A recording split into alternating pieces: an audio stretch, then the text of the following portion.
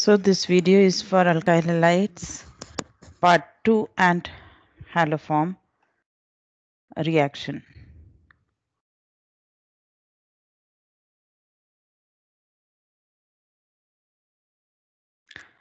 Okay, so it is for haloform reaction. Now haloform reaction is very important for JEE. Lot of question has come. The particular system that will give haloform reaction is RCOCH3, RCOCH3, RCHOH, this type of aldehyde, or even alcohols. See, alcohols are methyl 2-degree alcohols or ethanol. Ketones are methyl ketones or ethanol. Aldehyde which gives haloform is only ethanol. Okay, reaction कैसे होती है? How the reaction proceeds? So RCOCH3 इसका reaction हमने कराना है NaOH plus X2.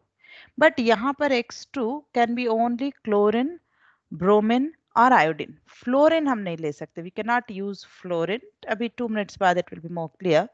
Then RCO minus Na plus and CHX3.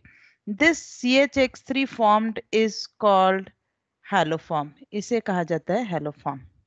Mechanism of this reaction is ये जो alpha position वाला H है ये एसिडिक कर सकता है. Okay, it can behave acidic and that is how we can use it for acid base reaction start करने के लिए. Right, हमने ये acid base reaction initiate करा. Yes, the question may come that क्या यहीं पर nucleophilic attack of OH minus नहीं हो सकता? बिल्कुल हो सकता है. OH minus can attack here, but it is going to be reversible. Reversible in what way? That RCO minus OH CH3. Now it goes back and OH वापस चला जाएगा. तो RCO CH3 वापस आ गया plus OH minus. So it is a reversible. At all possible stages, this attack is taking place, but the only point is that that attack is not leading to anything stable. Okay, carbonyl की energy इतनी strong है कि always ये step reversible है. तो alpha H हटाया, then enolate anion is formed. It can function as a nucleophile through carbon and oxygen, but definitely this carbon is the site of stronger nucleophilicity. Nucleophilicity. As a result, attack यहाँ से कराया halogen को. Right? एक बार ये halogen यहाँ enter कर चुका, तब तो due to minus I and minus R of this halogen, these H are further more acidic than the previous steps. तो repeat होगी वापस वही step, first OH minus and then halogen, फिर OH minus, फिर halogen. Ultimately we get RCOCX3. Okay. These CX3 due to strong minus I and is a better leaving group makes such groups more like acid derivatives rather than aldehyde and ketone. Okay, more like acid derivative मतलब RCOCX3 बना देंगे, है ना?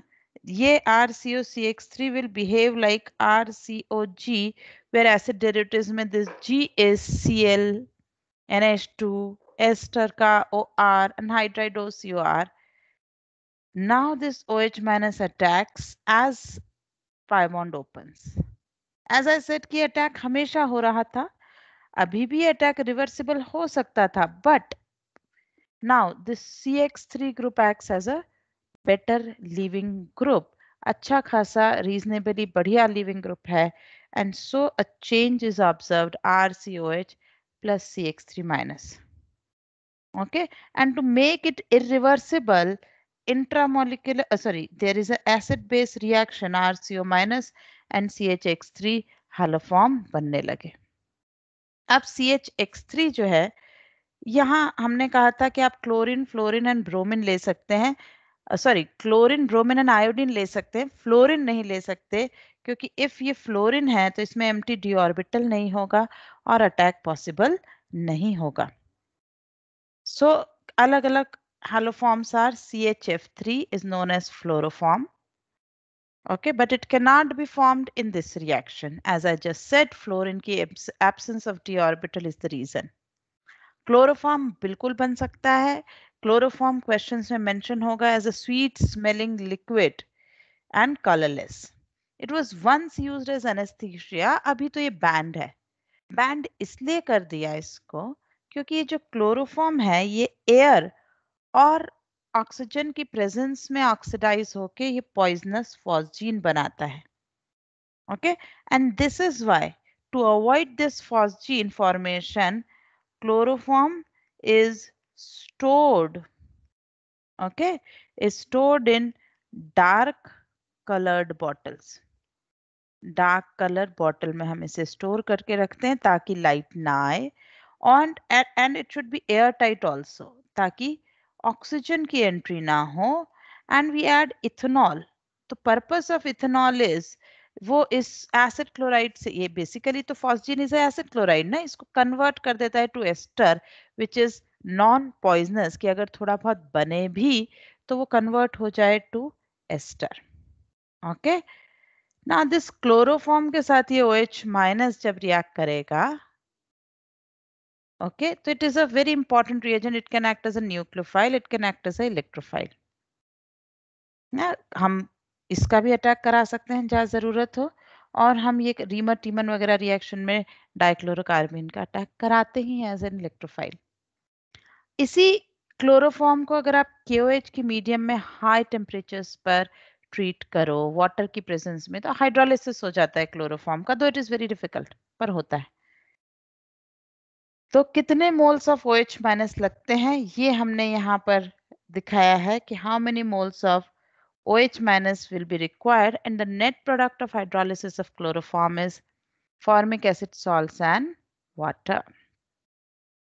Okay, so one chloroform will use 4 KOH for its complete reaction. Clear? Bromoform का जहां तक सवाल है, it has similar smell like chloroform and is also colourless. उसकी प्रॉपर्टीज अलग से मेंशन करने की जरूरत नहीं है, वैसे ही वो साइकिल में जैसे क्लोरोफॉर्म में है वैसा ही यूज उसका आएगा क्वेश्चंस में. हाँ, iodoform is very important because iodoform is basically a dark yellow precipitate, is very heavy molecule. So जैसे ही ये किसी रिएक्शन में बनता है ये सेपरेट आउट हो जाता है, it forms a precipitate. So the formation of iodoform can be used as a confirmatory test for the systems which can show iodoform reactions. वहाँ ये useful हो सकता है, वहाँ ये काम आ सकता है. करेक्ट. फिर हम आगे बढ़ते हैं. दिस पर्टिकुलर CH3CHOH, यहाँ हमने ये समझा है कि कैसे 2 डिग्री अल्कोहल्स या methyl alcohols can also give iodoform test.